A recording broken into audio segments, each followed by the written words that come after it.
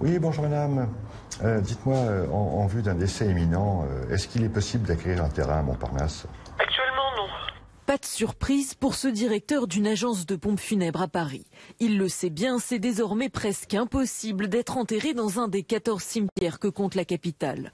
Résultat, il doit orienter les gens vers les 6 cimetières situés hors de Paris. Les gens sont surpris. Ils pensaient en toute bonne foi pouvoir avoir une place dans le cimetière proche de chez eux. Une frustration déjà. La frustration et puis parfois de la colère.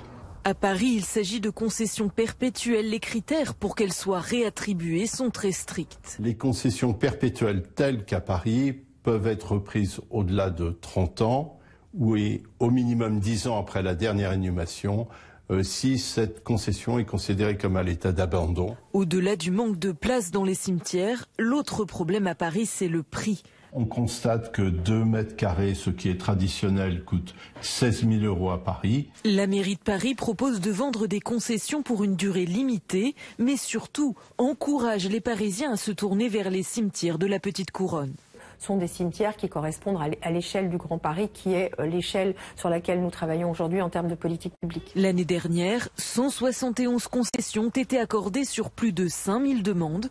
Face à ces difficultés, certains décident de changer leurs pratiques et se tournent désormais vers la crémation.